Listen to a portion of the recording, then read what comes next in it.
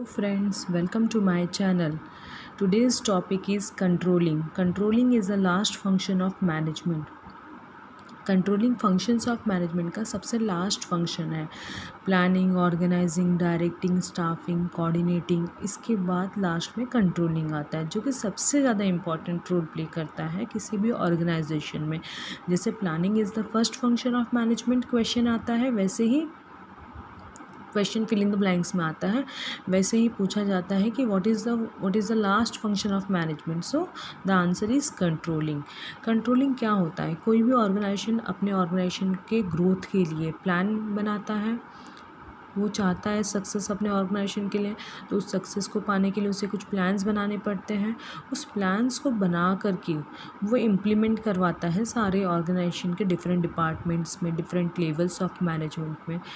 पर वो सारे प्लान्स इम्प्लीमेंट हो रहे हैं अच्छे से कि नहीं हो रहे हैं, टारगेट अचीव हो पाएगा कि नहीं हो पाएगा, इसके लिए controlling plays an important role.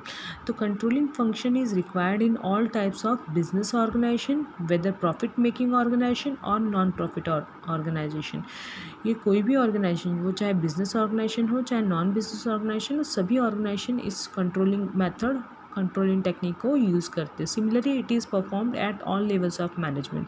The effectiveness of planning function can be determined with the function of controlling. कितना भी अच्छा प्लान हो, बट अगर कंट्रोलिंग नहीं है ऑर्गेनाइजेशन में, एम्प्लॉयज़ को पता है कि प्लान बना करके दे दिया है मैनेजर ने, टारगेट दे दिया है, पर कोई कंट्रोलिंग टेक्निक नहीं है, कोई चेकिंग नहीं है, तो काम अच्छे से करेगा वो एम्प्लॉय? नहीं। तो इट इज़ वेरी इंपॉर्टेंट कि कंट्रोलिंग फैक्टर इंक्लूड होना चाहिए सारे ऑर्गेनाइजेशन में, ताकि प्लान को देख करके जब भी टारगेट अचीव करने की कोशिश करे कोई भी एम्प्लॉय, तो उसे पता रहे कि टारगेट अगर अचीव नहीं होगा तो कंट्रोलिंग टेक्निक से उसका डेविएशन, जो भी डिफरेंस है, वो पता चल जाएगा मैनेजर को। तो कंट्रोलिंग को हम एक डायग्राम के थ्रू समझाते हैं। कोई भी ऑर्गेनाइजेशन एक स्टैंडर्ड तय करता है, स्टैंडर्ड फिक्स करता है, टारगेट फिक्स करता है। उस टारगेट को वो हमेशा एक प्लान के तरीके से इम्प्लीमेंट करवाता है, प्लान देता है कि हमारा ये टारगेट है। तो एम्प्लॉयज़ को प्लान दे दिया जाता है। Second step is measurement of performance. Employ को टारगेट दे दिया गया है, फॉर एग्जांपल 500 यूनिट्स प्रोडक्शन के लिए पर डे में। 500 यूनिट्स अगर 500 यूनिट्स का प्रोडक्शन चाहिए, तो ऑर्गेनाइजेशन ने प्लानिंग दे दिया है एम्प्लॉय को, तो उसको मेज़र करना चाहिए मैनेजर को कि वो काम अच्छे से कर रहा है कि नहीं। फॉर एग्ज़ाम्पल टारगेट है 500 का, और उसने जब मेज़रमेंट हुआ तो उसका एक्चुअल प्रोडक्शन आया सिर्फ 400।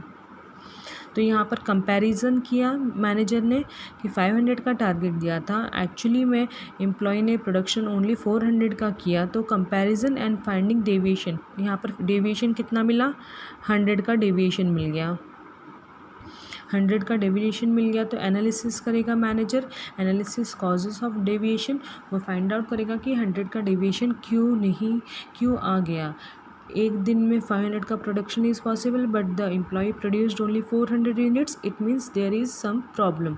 तो उस प्रॉब्लम को एनालिसिस करेगा और उस एनालिसिस को करेक्टिव एक्शन लेकर के ख़त्म करेगा कि क्या डेविएशन आया था। मे बी पॉसिबल है कि वो 1 घंटे के लिए मशीन पर काम ही ना किया हो बिकॉज ऑफ सम प्रॉब्लम्स। कुछ भी प्रॉब्लम हो सकता है, एम्प्लॉय को फीवर आ गया होगा, वो तो उसने ब्रेक ले लिया होगा, तो इसकी वजह से उसका 100 यूनिट्स कम प्रोड्यूस हुआ, उस एम्प्लॉय ने कम प्रोडक्शन दिया 100 यूनिट्स का। तो अकॉर्डिंगली वो फिर से स्टैंडर्ड तय करेगा सिचुएशन को समझ करके, ताकि उसका एम्प्लॉय टारगेट और एक्चुअल परफॉर्मेंस को मैच कर सके। तो ये होता है कंट्रोलिंग। टारगेट दे दिया जाता है, टारगेट को दे करके हर थोड़े इंटरवल पर चेकिंग किया जाता है, और डेविएशन आता है तो उसको एनालिसिस करके करेक्टिव एक्शन लिया जाता है और फिर से टारगेट दिया जाता है। तो ये एक सर्कल है। Now will start with definition of controlling given by Philip Kotler. According to him, control is the process of taking steps to bring actual result and desired result closer together. Controlling क्या है? Controlling एक technique है जिससे जो भी actual performance होता है वो स्टैंडर्ड परफॉर्मेंस से मैच करने की कोशिश की जाती है, उसको कंट्रोलिंग बोलते हैं। Now the first heading is in importance of controlling is fulfilling goals of organisation. सारे ऑर्गेनाइजेशन का क्या गोल होता है? प्रॉफिट अर्न करना। Profit earning is the main goal of every organisation. Profit earn करने के लिए उसे क्या करना पड़ेगा? टारगेट सेट करना पड़ेगा। टारगेट किसके लिए सेट करना पड़ेगा? सारे एम्प्लॉयज़ के लिए। टारगेट सेट करने के बाद वो क्या करेगा? चेक करेगा कि एम्प्लॉयज़ काम कर रहे कि नहीं। तो एक्चुअल परफॉर्मेंस चेक करेगा। क्या चेक करेगा? Actual performance. Actual performance check करके जो भी डेविएशन आता है उस डेविएशन को करेक्टिव एक्शन से सॉल्व करेगा डेविएशन को, और फिर से उसे टारगेट दिया जाएगा। तो ये एक सर्कल है। तो फुलफिलिंग गोल्स ऑफ ऑर्गेनाइजेशन, किसी भी ऑर्गेनाइजेशन का गोल्स कैसे अचीव हो सकेगा?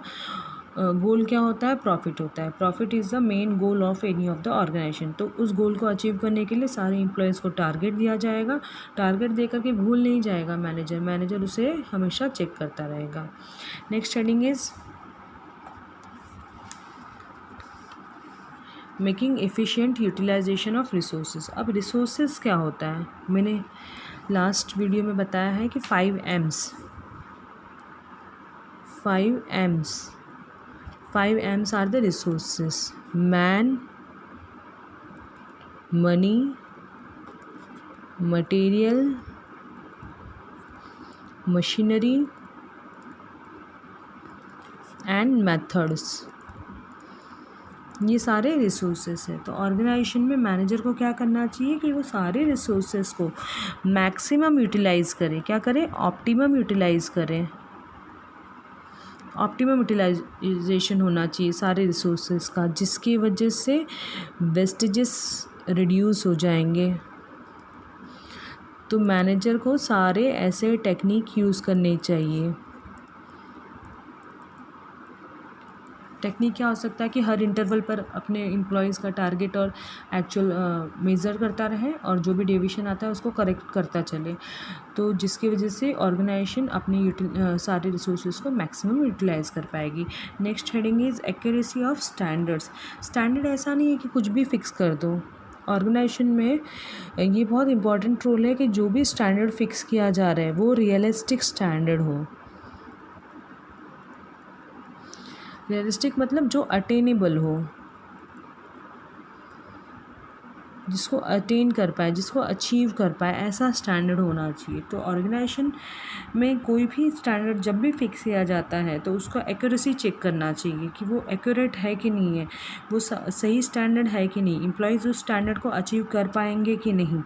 अगर परफॉर्मेंस एम्प्लॉय का उससे एम्प्लॉयज़ को दिया जाता है वो टारगेट, और एम्प्लॉय जो भी परफॉर्मेंस आता है उसको चेक करना चाहिए कि वो स्टैंडर्ड से मैच कर रहा है कि नहीं। अगर फेक स्टैंडर्ड होगा तो एम्प्लॉई मैच नहीं कर पाएगा स्टैंडर्ड को। अगर रियलिस्टिक स्टैंडर्ड होगा तो उसको एम्प्लॉई मैच कर पाएगा। तो एम्प्लॉई का परफॉर्मेंस चेक करते रहना चाहिए। रियलिस्टिक अटेनेबल क्या होना चाहिए? स्टैंडर्ड रियलिस्टिक अटेनेबल होना चाहिए। वो कैसे पता चलेगा? एम्प्लॉय का परफॉर्मेंस चेक करने से पता चलेगा कि ये रियलिस्टिक टारगेट दिया गया है कि नहीं। Next heading is motivates employees. Employees को क्या मोटिवेट करता है कि उनका जो भी काम होता है, अगर वो काम अच्छे से कर रहे हैं तो उनके काम के बदले में उन्हें अच्छी सैलरी मिले। तो इसके लिए उनको इफ़िशियंटली काम करना पड़ेगा। हम यहाँ पर बोल सकते हैं कि वर्कर्स को इफ़िशियंटली वर्क करना पड़ेगा। अगर उसने इफ़िशियंटली वर्क किया है एम्प्लॉई ने तो ऑर्गेनाइजेशन का टारगेट अचीव होगा। अगर ऑर्गेनाइजेशन का टारगेट अचीव होता है तो एम्प्लॉय की क्या होती है? एम्प्लॉय की सैलरी बढ़ती है, इंसेंटिव्स डिक्लेयर किया जाता है, बोनस दिया जाता है, अप्रेज़ल दिया जाता है। तो ये एम्प्लॉय को पता है अगर वो अच्छे से काम करेगा तो उसे ये सारे बेनिफिट्स मिलेंगे।